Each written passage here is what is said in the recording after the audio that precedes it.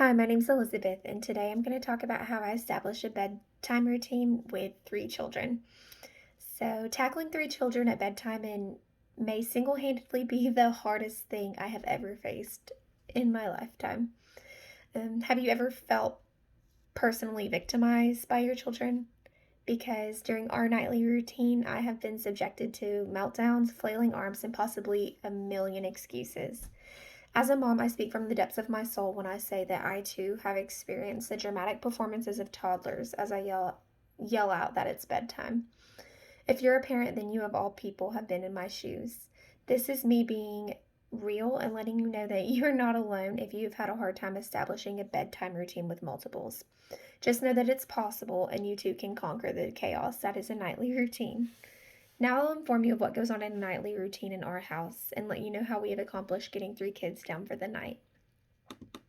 We start off with our nightly showers. Being that we have one bathroom, this is the best part. Did you catch my sarcasm? We will start out with the youngest child, Renly, who's 16 months old.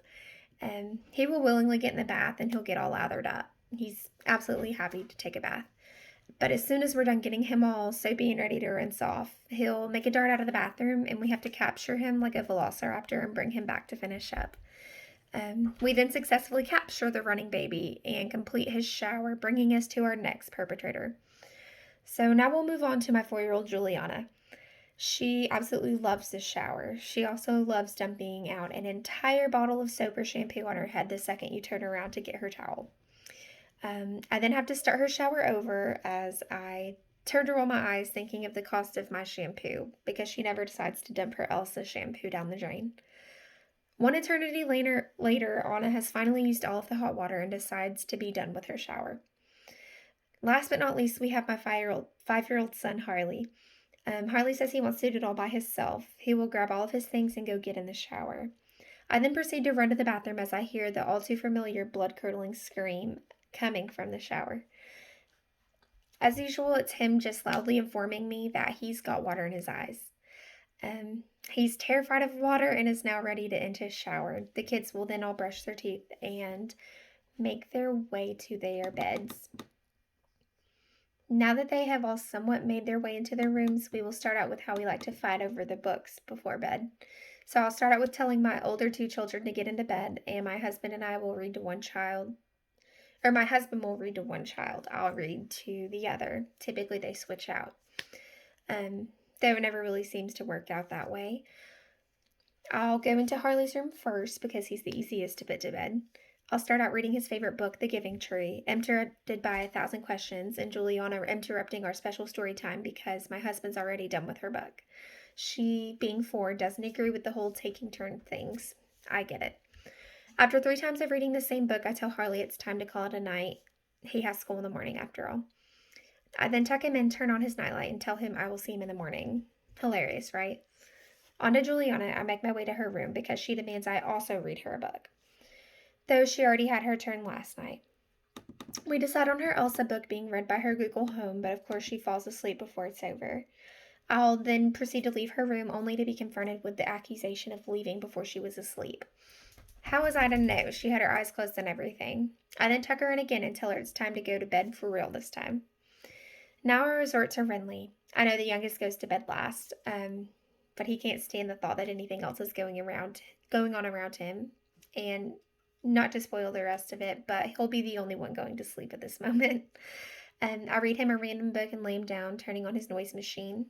I'll then walk out of his room and he knocks out. He's exceptional when it comes to sleeping. Now to my last point, 30 minutes past bedtime awakening. The time's now set in for the multiple excuses. Here are just a few excuses that they make nightly and how I get around them. First comes Juliana from her room. I'll usually shush her because her little brother's already asleep in the next room over. She'll say, "Mom, I'm so thirsty. I haven't had anything to drink all day." I'm sorry, what? You haven't had anything to drink all day. Talk about a theatrical performance. I give her not even a spoonful worth of water in a cup and send her on her way. Typically that works. But of course, you can't get rid of the dramatics that easy. Next, she will be back, saying that she needs to go potty. What kind of a person would I be if I told her, "No, go back to bed"? despite knowing that she went to the bathroom not even 30 minutes ago. So, of course, I let her go, and she goes back to her room for a while. Next, we have my oldest, Harley. He has come out of the room with the following excuses. Mom, I can't sleep with my eyes closed. Do I know how to respond to that one? Honestly, no. The best I could do was not laugh. Maybe that wasn't the best example. Then he'll come out of his room explaining his terrible dream. Mind not that the child hasn't even fallen asleep yet. So we sit down and talk about the dream, and he shushed back to sleep. I then hear him snoring as I turn to my husband and high five that our work for the night seems to be done. I'm now peaceful asleep in my bed as I start to feel a presence looming nearby. What time is it, I wonder?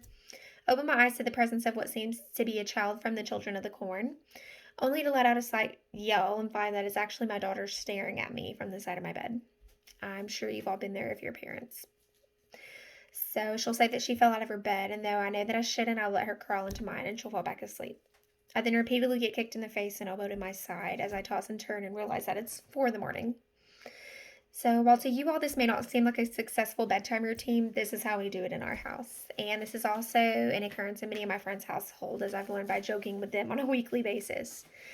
So, that, my fellow classmates, is how to put your children to bed. While there may be more than a handful of bumps in the road in the process of putting my kids to bed, I know that I'm doing my best, and anyone else that is doing their best is succeeding in my book. I may have been personally victimized by my children, but in the end, I wouldn't trade these hectic nights for anything.